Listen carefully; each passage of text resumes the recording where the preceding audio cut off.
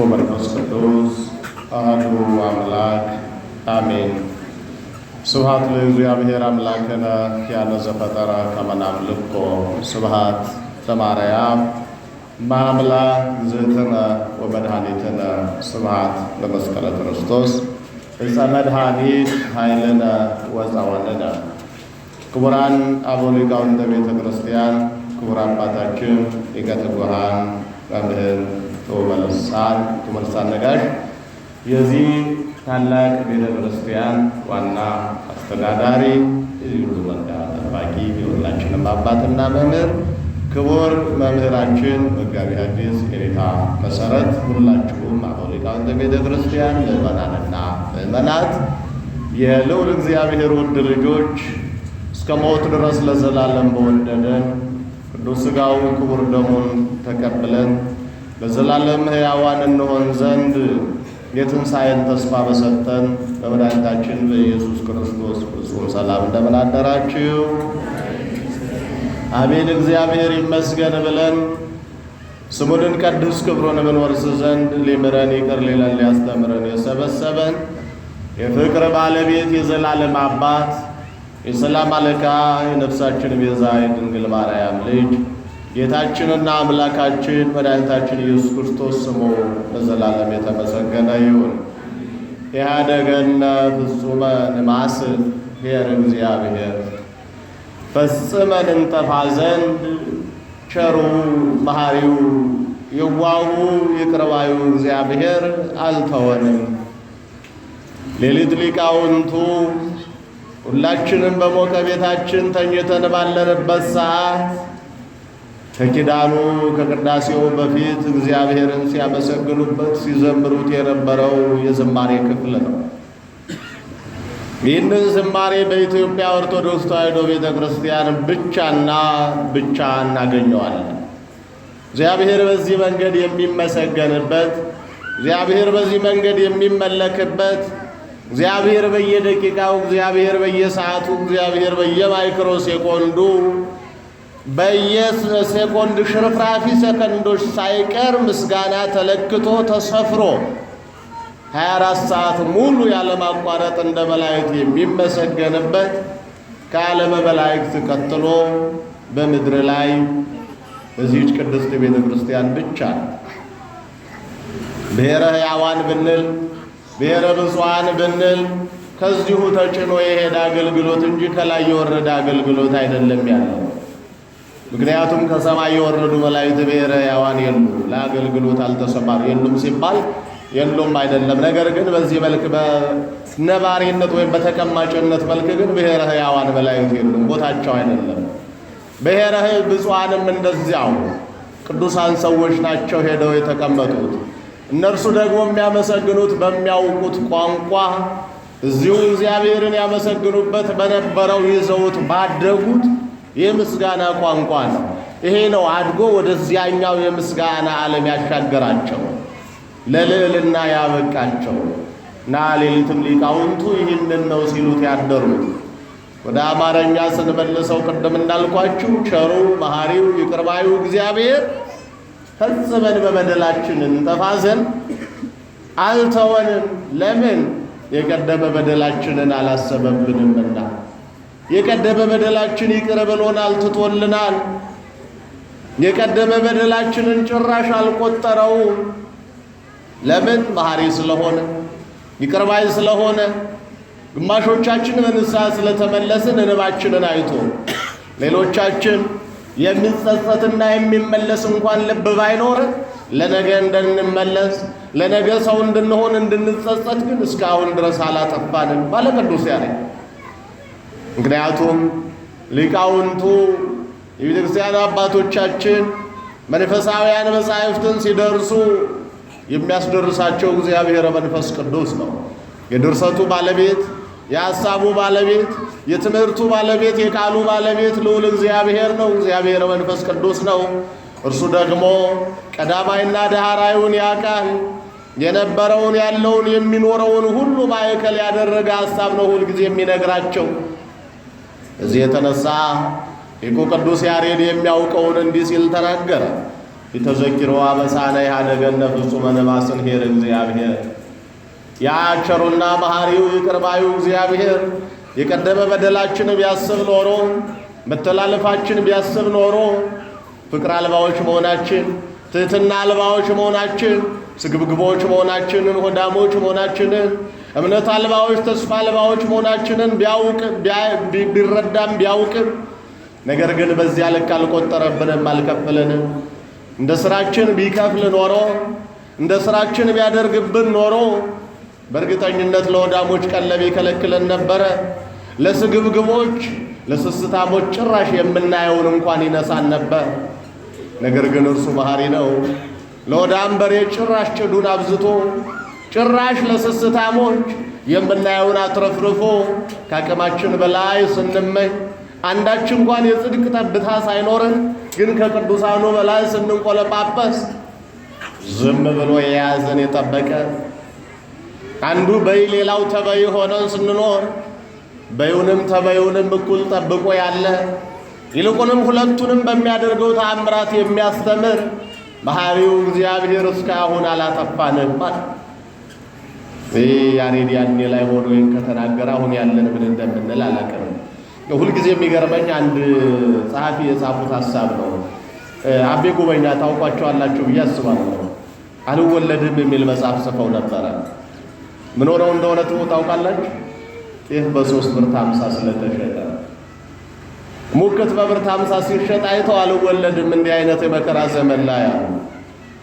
ሰው ክፉ ሆኖ ሰው አውሬ ሆኖ ያኔ አንዱ ሲያሳድደው አይተው ያ ማለት የሌላ ሀገር ሰው የሌላውን ሀገር ሰው ለምሳሌ እንግሊዞች፣ ጣሊያኖች ወዘተረፈ ኢትዮጵያን ሊወሩ ሲመጡ ያን ያህል ምድር እያላቸው ይህን ያህል ሰፊ ሀገር እያላቸው አገር አቋርጠው እዚህ ድረስ መጥቶ ይህንን ህዝብ መጨፍጨፍ ምን ይሉታል? በዚህ ዘመን አልወለድም ማለት አሁን ቢሆን ምን ሊሉ ነው? አልጸነስም አልታሰብኩም የለሁም ሊሉ ነው። ኢትዮጵያዊ ሲበላው ሃይማኖት አለው የተባለው ሃይማኖት አልባ ሲሆን ሁሉ ነገር እንዳልነበረ ሆኖ ምስቅልቅል ሲል ባዶ ሲሆን ዓለም መያዣ መጨበጫ ሲያጣ ሁሉ ባዶ ሲሆን ሁሉ ሲዝረከረክ ሁሉ ቁመና አልባ ሲሆን ሁሉ ልምሾ ሲሆን ምን ይሉ ነበር? አሁን ቢኖሩ እኔ ሟርተውብን ይሆን እላለሁ ነው ወይስ እንደነ ቅዱስ ያሬድ እነሱም ዛሬ ታይቷቸው ለዛሬ ይሆን የደረሱት ያቀርዛል? የችም አንባችሁታል ብዬ አስባለሁ። የውስጡን ሐሳብ ትዝ ይላችኋል። እያንዳንዱን ኮንሴፕት ውስጡን ስትረዱት አሁንን ያዩ ሰዎች እኮ ነው የሚመስሉ። ተወደዳችሁ ክርስቲያኖች ቅዱስ ያሬድም እንዲህ እኮ ነው ያለው ኢህአደገነ ፍጹመ ነባስን። በነ ቅዱስ ያሬድ ዘመን እኮ ሲጀመር ገበሬው ከአሁኑ ካህን በላይ እኮ በጣም ታማኝና አገልጋይ የነበረ ነው። በሬው እኮ ያኔ የቅዳሴውን ድምፅ ያውቃል። አሐዱ አብ ቅዱስ ሲባል እየታረሰ እኮ በሬው ቀድሞ ይቆማል ከገበሬው ይልቅ። እንኳን ገበሬው አሁን ቤተ መቅደስ በሚፈርስበት ሰዓት ቢሆንም ይልነው ያኔ እኮ በነ ቅዱስ ያሬድ ዘመን ትዝ ይላችኋል። ከአፄ ገብረ መስቀል ጋር አገልግሎት ያገለግል በነበረበት ዝማሜውን ያሳምረው በነበረበት ጊዜ ዜማውን ሲጮህ በተመስጦ እግሩ ላይ ጦር አስቀምጠውበት ግን ምንም ሳይሰማው ያዜም እንደነበረ አሁን ቅዝቃዜው አሁን ፀሐዩ ሁለቱም አላስቆመን ብሎ ሙቀት ሲሆንዳ ቅዝቃዜ ሲሆንዳ ለአገልግሎት ቦታና ሁኔታ እየመረጥን እንደከም ሰዎች ባለንበት ዘመን ይህንን አይቶ የሆነ ያደገነ ፍጹመ ነባስን ያለ እንዳው እንድንጠፋ ስላልፈለገ ፈጽመን ባዶ እንዳንሆን ሊያጠፋ ቢፈልግ ሁሉም የሚጠፋ ነው። ስለዚህ ሁላችን እንዳንጠፋ ይቅር አለን መሐሪው እግዚአብሔር። ይጥፋ ቢባል እገሌ ተብሎ የሚቀር የለማ። ከአገልጋይ እስከ ተገልጋይ እርግጥ አገልጋይ እስከ ተገልጋይ ስንል እግዚአብሔርን የምናገለግልበት መስፈርት ኖሮ አይደለም በሰውና ሰው መሃል ማለት ነው እንጂ በእግዚአብሔር ዘንድ ሁሉም ተገልጋይ ነው። ይሄ በሙሉ ከኛ እስከ ከናንተ እስከማያምነው ክፍል ድረስ ሁሉም ተገልጋይ ነው። ሁሉም ተቀላቢ ነው።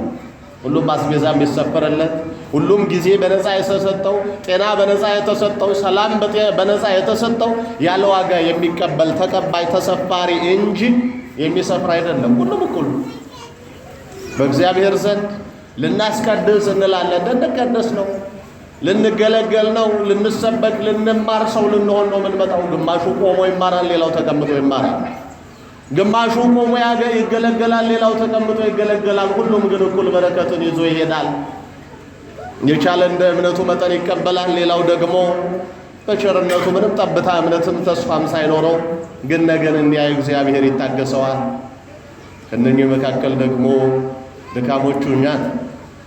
በተለይ ለእኔና ለእናንተ አይነት ለድካሞች ከዚያም አልፎ ከእኛ ለላቁት ለብርቶቹ እግዚአብሔር ወልድ ኢየሱስ ክርስቶስ ሲያስተምር ትዝ ይላችሁ ከሆነ እዚህ በቅዱስ ወንጌሉ ቀደም ሲነበብ የሰማነው የወንጌል ክፍል ላይ አንትሙሰ ሶበ ትጼልዩ ከመዝ በሉ፣ እናንተስ በምትለምኑ ጊዜ እንዲህ በሉ አለ። በምትለምኑ ጊዜ የምትፈልጉትን ነገር በምትሹ ጊዜ መጠየቅ ስትፈልጉ አለ ደብዳቤ ስትጽፉ ማመልከቻው ይሄ ነው። ተጨማሪ ሐሳብ የለውም፣ የሚቀነስም የለውም። ይሄ ነው መሰረታዊው ደብዳቤ። አንዳንድ ትልልቅ መስሪያ ቤቶች ላይ ስንሄድ ማመልከቻ በራሳችን ሐሳብ ጽፈን ማስገባት አንችልም። ምን ሞላው ስማችን፣ ዓመተ ምህረት፣ ቀን ወዘተ። አንዳንዴ በጣም የወረዱ መስሪያ ቤቶች ላይ ብሔር የሚል አይቻለሁ። እዚህ ለነገሩ ስም አይጠራ ይሆናል እንጂ የዛሬ 9 ዓመት አንድ ትልቅ መስሪያ ቤት በዚሁ በእኛ አካባቢ ያለ ብሔር የሚል መስፈርትም አይቻለሁ። እንግዲህ ከኢትዮጵያ ውጭ ከየት መጥቶ በዛ ቋንቋ ሐሳብ ሊጽፍ እንደሚችል አስቡት።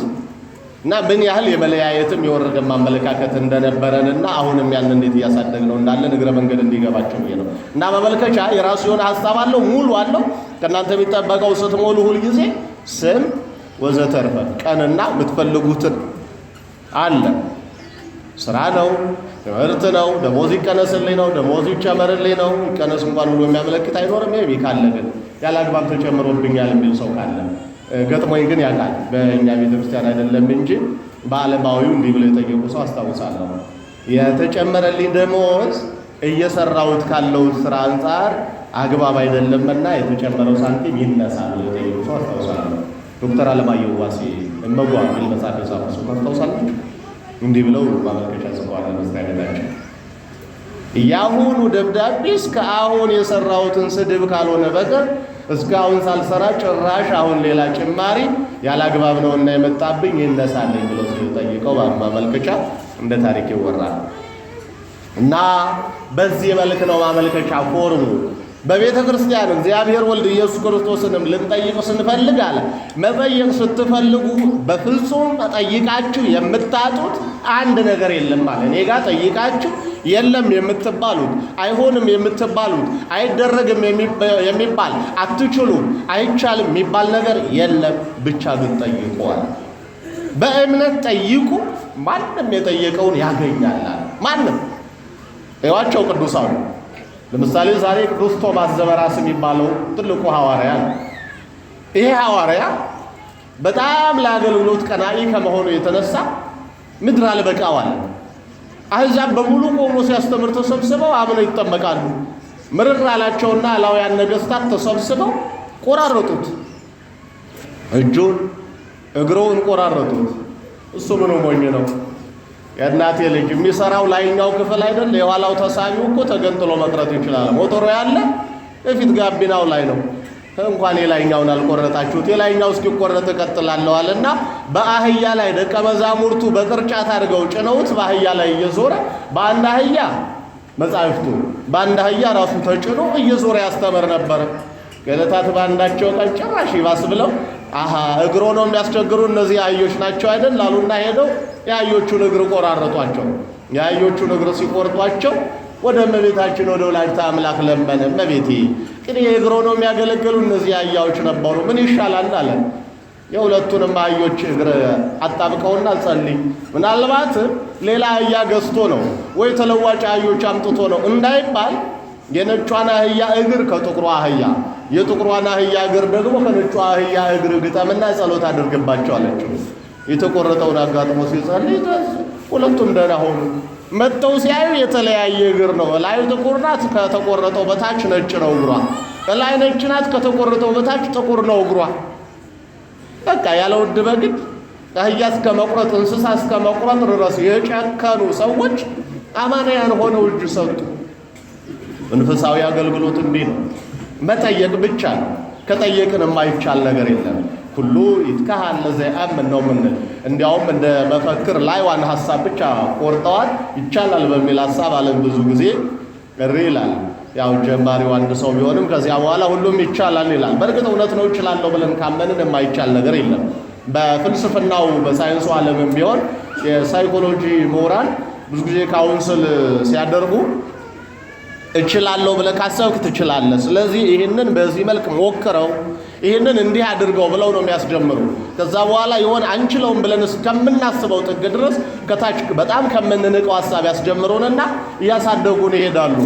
በዚህ ካውንስሊንግ ሳይኮሎጂ ያስተምሩን አንድ መምህር አሉ ፒኤችዲ ነገርና ሲነግሩን ስማር አሉ እኔ ስማር ያን ጊዜ መምህሬ እንግዲህ ትልቅ ሰው ናቸው፣ ትዳር ይዘው ነው የሚኖሩት። ግን የመጀመሪያ የሰጡን እስኪ አሁን በደንብ አድርገህ ራሷን አስመስለህ ጽፈህ በደብተር ይዘህና ነው ያሉና ያምባቸዋል። እኔ ፒኤችዲ ልማር መጥቼ እንዴት ነው አሁን ጻፍ የምባል ብዬ በጣም እምቢ እንዳለ ለማርክ ነው አሉ። እንደምንም ዞር ብዬ ሄጄ ተናድጄ ወዲያው ጽፌ ይዞት መጣሁ። አልጻፍከውም፣ አላወቅከውም። አሁን ተምረህ ስትጨርስ ከዛ እንገናኛለን፣ እንደገና ጻፈው አሉኝ አሉ። ደግሜ ጻፍኩት፣ አሁንም ደግሜ ጻፍኩት። ከዛ ይዤው ሲሄድ ባለፈውም ጽፈው ነበር፣ ግን እችላለሁና አልችልም የሚለው ሐሳብህ መጀመሪያ ላይ ሁለቱ ተሟግተው እችላለሁ የሚለው ሐሳብህ ማሸነፍ ስለነበረበት ነው አሉኝ። እችላለሁ ካልን ታችኛውንም የናቅነውን ስራ መስራት እንችላለን። እችላለሁ ካልን በጣም የፈራነውን ስራ መስራት እንችላለን። አይታችሁ ከሆነ በጣም ታሞ ደግፈነው እየሄድ ነው ያለ ሰው እያጣጣረ ካላዘላችሁኝ ያለ ሰው ከፊት ለፊት የደነበረ በሬ ቢመጣ ቀድሞ የሚሮጥ ማን ነው? እኛ ወይስ እሱ? እኛ እኮ የእሱ ነገር ጨንቆን ስንንተባተብ እሱ የለም ጥሎን። ስለዚህ አልችልም ስላለ ነው ያ ሰው እየመራመድ ያቃተው። አይሆንልኝም ስላለ ነው። በሬውን ሲያይ ግን እንደሚችል አረጋገጠ። ለዚህ ነው የፍልስፍና ባለሙያዎች በሽታ 5% ነው፣ 95% ግን ሳይኮ የህሊና ጉዳይ ነው፣ አልችልም የሚለው ሐሳብ ነው ይላሉ። ለዚህ እኔና እናንተም አልችልም እንዳንል ወይም የማይቻል ነገር የለም እንዳንል ሁሉ ይትካሃል ለዘያምን አለ። በእምነት ለሚለምን በእምነት ለሚጠይቅ የማይሰጠውና የማይቻል የማይደረግ አንዳች ነገር እንኳን የለም ማለት። ከዚያ በኋላ ምን አለ? አንተም ሰው በተጸልዩ ከመዝበሩ እናንተ ግን በምትጸልዩበት ጊዜ እናንተስ በምትጸልዩበት ጊዜ እንዲህ በሉ። በመጀመሪያ ደረጃ የሚጠብቃችሁ የማይተኛ መልካም እረኛ፣ የሚያዝንላችሁ የሚራራ፣ ነፍሱን እስከ መስጠት ድረስ የወደዳችሁ፣ እናንተን ሆኖ እሱን የሚያደርጋችሁ፣ ለልዕቀት ለልዕልና የመረጣችሁ፣ አባትም አምላክም ፈጣሪ እንዳላችሁ ታምኑ ዘንድ አባታችን ሆይ ብላችሁ ጥሩ።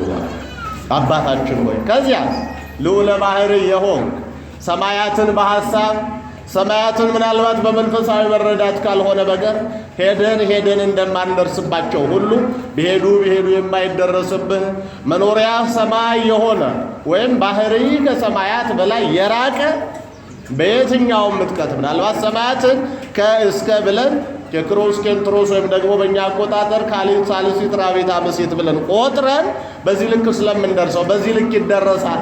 ያንተ ግን ባሕርይ በዚህም ነው በዚያም ነው ተብሎ አይደረስበትም።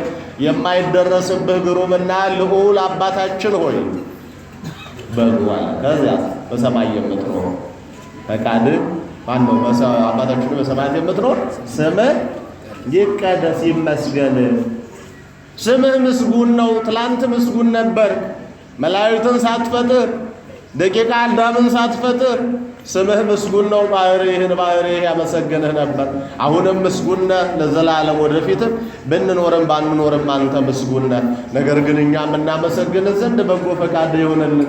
ከዚያስ በሰማይ ፈቃድ ለመላእክት፣ በሰማይ ፈቃድ ለልዑላን፣ ለጻድቃን፣ ለሰማዕታት፣ ለካህናት ለእነርሱ ለበቁት ለምእመናን ከኃጢአት ለተለዩት ለእነርሱ ሁሉ እንደሆነ እንዲሁ በምድር ይሁን ለደቂቀ አዳም በኃጢአት ለወደቅን ከማመን ለዘገየን ተስፋ ከማድረግ ለራቅን ለእኛ ይሁንልን ይደረግልን በሉ።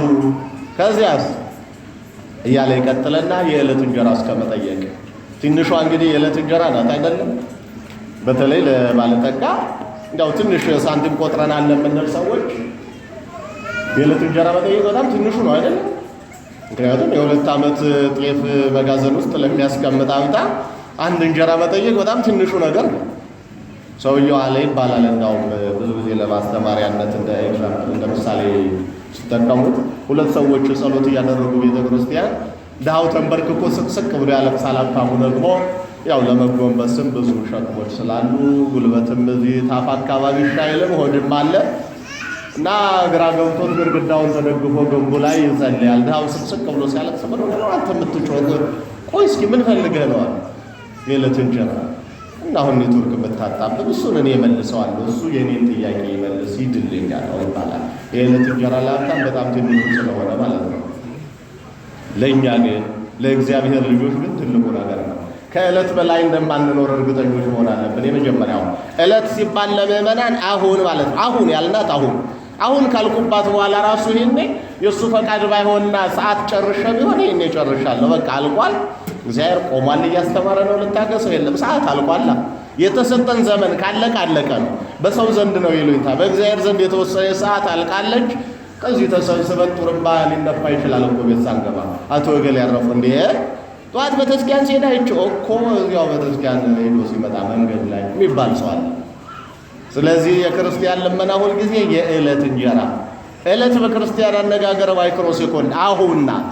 አሁን የአሁን እንጀራ ለአሁን የማመሰግንበት አንደበት፣ ለአሁን የሚሆን ምስጋና፣ አሁኑን መክሮ አሁኑን ገስጾ ሰው የሚያደርገኝ የሚቆጣኝ ካህን፣ የሚመክረኝ ካህን፣ ሥጋ ወልደ እግዚአብሔር ደሞ ወልደ እግዚአብሔር የሚያቀብለኝ ካህን፣ ሥጋ ወልደ እግዚአብሔር ደሞ ወልደ እግዚአብሔር የምቀበልበት ቤተ እግዚአብሔር ይህንን አታሳጣኝ ብላችሁ ጸልዩ፣ ለምኑ። ሌላው ትርፍ ነው። ከዚያ በኋላ በዚህ ጸሎት ውስጥ 10 አይነት መሰረታዊ ጉዳዮች አሉ። ፍቅር፣ ትሕትና፣ ትዕግስት፣ ቸርነት፣ እምነት፣ ተስፋ፣ ገርነት ወዘተርፈ የሚባሉ ታጋሽነት፣ እነኚህ ሁሉ በዚህ ውስጥ የተካተቱ ናቸው። እሱን ለማብራራት ጊዜ ስለሚፈጅ ነው። ስለዚህ ይህንን ስትጸልዩ ግን ምን አትበሉ አለ። የሚገርማችሁ በከንቱ አትድገሙ፣ በከንቱ አታነቡ። ወይ የንባብ ልምድ ለማዳበር ዝም ብሎ ቆሞሪ ማለት እሱ ዋጋ ቢስ ነው አለ። ከጥራዝ እስከ ጥራዝ መዝሙረ ዳዊቱ፣ ድርሳነ ሚካኤል ወዘተርፈ ጸሎተ መጽሐፉ ይያዝና ወገብ እስኪጣመም ድረስ አሁን እየነቀፍኩት አይደለም ሐሳቡን፣ ግን እምነት የሌለው ሸክም ብቻ ነው የሚሆነው። የጭነት አህያ ነው የምንሆነው ያለ እምነት ከሆነ። በእምነት ከሆነ ሰየው አድርጎልን እንደዛ የሚጸልይ ሰው ተገኝቶ፣ ነገር ግን ምን አለ? በከንቱ አትድገሙ።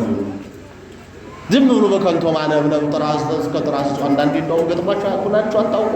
መሀል ላይ ሰው እንዲቆጭ ብሎ እየተማረ ይዘው እኮ ቢጸልዩ ሰዎች ሁሉ አሉ። በእርግጥ እነርሱ አላደርሳቸው ብለው በኋላ ቤት እንጂ አያደርሰኝም ብለው ሊሆን ይችላል። በሌላ መንገድ ግን ይችል እንድትለመድና ጸሎተኛ ናት ለመባለም ሊሆን ይችላል እንጂ ማን የሞት አቡነ ዘበሰማያትን ማንከልክሎን ያን ሁሉ ጌታ። ስለዚህ በእምነት የሆነች ትንሿ ጸሎት፣ በእምነት የሆነች ትንሿ ለቅሶ ትልቁን መዓት መመለስ ትችላለች። እንደ ኢትዮጵያ ብዙ ጊዜ የሚገርመኝ ዓመት ሙሉ እንጦማለን። 7 መሰረታዊያን አጽዋማት፣ አሁን ደግሞ 2 ተጨማሪ አጽዋማት በኦሪቱ የነበሩ፣ በአሁኑ ግን እንደ ጭማሪ ለበረከት የጨመርናቸው። ጾመ ጽጌ ሲጀመር በኦሪቱም አልነበረም፣ አሁን ለበረከት የጨመርነው። ሲቀጥል ጳጉሜ፣ ትንሽ ቆይተን ሐምሌንም አንድ ነገር ሲከሰት መጾማችን አይቀርም። ከዚያ ቀስ ብለን ጥርን እንጨምረዋለን። ዓመት ሙሉ እንጾማለን። የሚወርደውን ግን የምታዩት ነው። የነነዌ ሰዎች 3 ቀን ጦሙ። በ3 ቀን ጦም ውስጥ ትዝ ይላቸዋል ያ ሁሉ መዓት ተመልሶላቸው ሲል፣ በእርግጠኛም የበረከቱ ተካፋዮች ሆነ 3 ቀን ጦመን አምና ተአምር ሰርተናል። እግዚአብሔር ወዶ እግዚአብሔር ፈቅዶ መለሰንና ወደ እርሱ የምር አልቅሰን። እርግጥ የእኛ ሳይሆን የእናንተ ይሆናል። የዋሃኑ እምነት ነው። ማርያም የሕፃናቱና የዋሃኑ እምነት። ጥቁር ልበሱ፣ ቢጫ ልበሱ፣ አፈር ልበሱ ቢባል እኮ ይለብሳል። እንዲያም ሆኖ ውስጡ ጥቁር እስከ መልበስ ድረስ የደከማለ፣ ውስጣችን ነጭ ለብሶ ደግሞ ጥቁር ያለበስናቸው ብዙ ሰዎች ነበር። በድርድርና በፉክክር መሃል፣ በመቀባበል መሃልም ጊዜ ያሳለፍን ብዙዎች ሰዎች ነበር። እና ምንላችሁ ፈልጌ ነው ከብዙ ቀኑ ረሃብ ይልቅ የእውነት ከልብ የሆነች የአንድ ቀን ከቅዳሴ እስካሁን ድረስ የጦምናት የዕለተ ሰንበት ጦም የተሻለ ዋጋ አላት ከብዙ ዓርብ ረቡዖች ይልቅ። እምነት የሌለበት ጸሎት፣ ያለ እምነት ያለ ተስፋ የሆነ አገልግሎት ሲጀመር እግዚአብሔር ትልቁ ከኛ የሚፈልገው እምነትና ተስፋ ብቻ። በቃ እግዚአብሔር አባቴ ነው ያኖረኛል፣ እግዚአብሔር አምላኬ ነው ይህንን ያደርግልኛል። አላየነውም እኮ ግን በቃ ፊታችን ላይ እንዳለ አብሮን እኛ ጋር እንደሆነ እኛን እንደሆነ አምነናል። ይሄ ያመንነው እግዚአብሔር ደግሞ ሌላ ያላየነውን ነገር እንደሚያደርግልን መንግሥተ ሰማያትን እንደሚያወርሰን ተስፋ እናደርጋለን። ተስፋችንን በእምነት እንገልጠዋለን። ያመንነውን ለሌሎች እናደርገዋለን፣ ለሌሎች እንሆነዋለን። አሁን ስንጸልይ አይታችሁ ከሆነ አባቴ ሆይ የዕለት እንጀራዬን ስጠኝ ምናምን አንልም እኮ አባታችን ሆይ እንለዋለን፣ የጋራ አባት። ከዛ የዕለት ምግባችን ስጠን፣ የፍቅር ልመና ነው፣ ለኔ ብቻ የሚል የለም። ስግብግብ አይነት ክርስቲያን የለም። ከገሌ ጋር ተካፍዬ ልብላ፣ ከተራቡት ጋር ከተቸገሩት ጋር እንደነርሱ በችግር ውስጥ ማለፍን ልልመድ፣ እንደነርሱ በመከራ ውስጥ ማለፍን ልልመድ፣ እንደነርሱ ሰው ሆኜ መኖርን አስለምደኝ ነው። እነርሱ ለኔ ይጸልያሉ፣ እኔም ለእነርሱ እንድጸልይ ይርዳኝ። የክርስቲያኖች ሕይወታችን ራሱ ይህንን ያስተማረን። በዚህ ውስጥ ስናልፋለን፣ ይህንን ስንተላለፍ ስንተው፣ ይህንንም ስንተገብረው በሁለቱም በኩል መዝኖ ይሄ አይረባም ይሄ የተሻለ ነው ብሎ ያልመረጠን ሁላችንንም ግን እኩል የጠበቀን ያ የታገሰን ቸሩ እግዚአብሔር እንጠፋ ዘንድ አልወደደም ማለት ፈጽመን እንጠፋ ዘንድ ፈጽመን እንወድቅ እንሞት ዘንድ አልወደደም አልተወንም። ያደገነ ፍጹም እንባሰ። ለዚህ ነው የእግዚአብሔር ቅዱስ ዳዊት ትዝክር ለነ አበሳነ ዘትካ ፍጡነ ይርከበነ ሳይል ነው። ቅድም የኔታም ሲዘምሩት የነበረው ይሄንን ነው። አቤቱ አምላካችን እግዚአብሔር ሆይ አለ እባክህን ፈጽመህ አትተወን፣ አታጥፋን። ትዝክር ለነ አበሳነ በደላችን፣ መተላለፋችን፣ ኃጢአታችን፣ አለማሰባችን፣ አለማስተዋላችን፣ ዝንጋኤውን ሁሉ ይቅር በል ተውልን። እኛ ደካሞች ነን፣ እኛ እንበድላለን፣ እኛ እናጠፋለን። አንተ ደግሞ መሐሪ ነህ። አንተ አሁን ያደረግነውን ትላንት ያደረግነውን አይደለም ነገ የምናደርገውን ሁሉ ታውቃለህና ይቅር በለናል። ነቢየ እግዚአብሔር ኢሳይያስ ከሀገር ባዶ ሆና ነገር ሁሉ መስቀልቅል ብሎበት አየና እንዲህ ሲል አለቀሰ ወደ እግዚአብሔር። እዚህ ትንቢተ ኢሳይያስ ምዕራፍ 64 ከቁጥር 12 ጀምሮ ስታነቡ አምላካችን ሆይ አቤቱ አምላካችን ሆይ አለ አንተ ሰሪያችን ነህ፣ እኛም የእጅ ስራዎች ነን። አንተ አምላካችን አባታችን ነህ፣ እኛ ደግሞ አፈር ነን። እስከ መቼ ዝም ትላለህ? ቤተ መቅደሱ ተቃጥሏል፣ ውድማ ሆኗል፣ ባዶ ሆኗል። ኢየሩሳሌምም ውድማ ሆናለች። እስከ መቼ ትታገሳለህ? እያለ ያለቅስ ነበር። እግዚአብሔር ልጆች የኔና እናንተ አካል የእግዚአብሔር ቤተ መቅደስ ተቃጥሏል፣ ባዶ ሆኗል፣ በከንቱ ፍቶት ተቃጥሏል። በሌለ እኔ እበልጣለሁ ተቃጥሎ ባዶ ሆኗል። እግዚአብሔር የሚቀደስበት የሚመሰገንበት ማንነታችን አካላችን ባዶ ሆኗል። ካለባበስ እስከ አነጋገር እስከ አቆራረስ እስከ አጎራረስ ሁሉ ነገር ዜሮ ገብቷል። በሁሉ ነገር እግዚአብሔርን በድለነው፣ እግዚአብሔርን አሳዝነነው፣ ጠላልፈናል። ታዲያ እስከ መቼ ዝም የሚል ይመስላችኋል?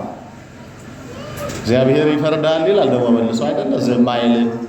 ፍርዱ በፊቱ ነው፣ ፍርዱ ከሚያቃጥል እሳት በላይ ነው ይላል። ታዲያ እግዚአብሔር ልጆች በዚህ ሁሉ መተላለፍ መሃል ሆነን እግዚአብሔርን ባለማወቅ እግዚአብሔርን በመዘጋት እግዚአብሔርን በመርሳት ውስጥ ሆነን እስከ መቼ ነው የምንኖረው? ይሄ መተላለፋችን አልቆጠረ፣ ኃጢአታችን ይቅር ብሏል፣ ታግሶናል የምንለው እግዚአብሔር እኮ ደግሞ በሌላ መልክ ይፈርዳል። በጣም ኃይለኛ ነው። ሲፈርድ ደግሞ ድራሽ ነው የሚያጠፋው። ሲፈርድ ባዶ ነው የሚያደርግ። እንዲህ መታየት የለም እንዳልነበረን ማድረግ ይችላል። ሰባ ሰዶምን ሰባ ትካትን ማየት በቂ ነው። እንደውም እዚያ ድረስ መሄድ ያን ያህል እንደ መዘባበት እንዳይሆንብን እንጂ ጎረቤት ሀገራትን ማየት እኮ በቂ ነው።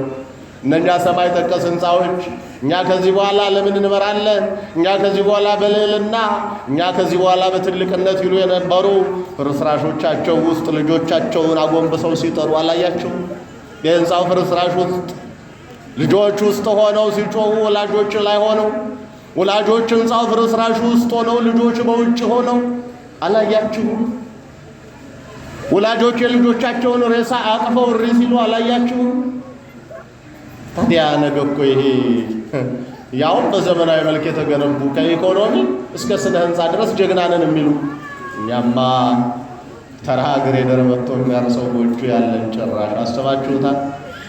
ታዲያ ይህንን ያህል ባዶ እንደሆነ አንዳች ነገር እንደሌለን እያወቅን መመካቱ እስከ መቼ ነው? ኃጢአትን ልብስ ኃጢአትን ካባ አድርጎ መጓዙስ እስከ መቼ ድረስ ነው? በእርግጠኝነት እዚህ ውስጥ ዛሬን ይዋል ነገን ይጨምር እርግጠኛ የሆነ ሰው የለም። ግን ለተነገ ወዲያ አቅዶ የሚበድል ሰው አለ። እግዚአብሔር ልጆች ዛሬን እንደማንኖር እርግጠኞች ከሆንን ለተነገ ወዲያ አቅዶ መበደል ምን ይሉታል? ለቀጣይ ዓመት አቅዶ መበደልስ ምን ይሉታል? ባካችሁ ወደ እግዚአብሔር እንመለስ። አሁንም አረፈደ። በእርግጠኝነት የኢትዮጵያውያን አምላክ የቅዱሳኑ አምላክ የኃጥአንም የጻድቃንም አምላክ እግዚአብሔር እስካሁን ታግሶናል፣ እስካሁን መክሮናል፣ በተለያየ መንገድ በምሳሌ አስተምሮናል። ይህንን ያህል ብሎን ካልገባን ግን አባት የሚወደውን ልጁን መክሮ ሲገርፍ ምን ያህል እንደሚከብድ ታውቃላችሁ? በጣም የምትወዱት ልጅ ታግሳችሁ ረብ ስትሉ ስትገርሙት ወይም ደግሞ የእውነት ቁርጥ ብሎላችሁ ስትቀየሙት ምን ያህል ከባድ እንደሆነ አስቡ። እግዚአብሔር ግን በዚህ ልክ ብቻ አይደለም፣ ከዚህ በላይ በጣም ጨካኝ ነው። ደግ ነው ርሩ ነው ስላችሁ ቆይቻለሁ አይደለ? በጣም ጨካኝ ነው። በጣም እንዴ እያዩ እኮ ሕፃናት ሳይቀር እየተቅለበለቡ ወየው ወይ እናቴ እያሉ እላይ ንፍሯ ከታች ንፍሯ ነው የለቀቀባቸው። እንግዲህ ደግነቱን ብቻ እያሰብን እንዳንዘናጋ እናቴ ልጅ ወይ እናቴ እያሉ እያሉ ላያቸው ላይ ነው ንፍሯ የለቀቀባቸው። እዚያው ተበልተው ነው ያለው። እንዲህም አለ።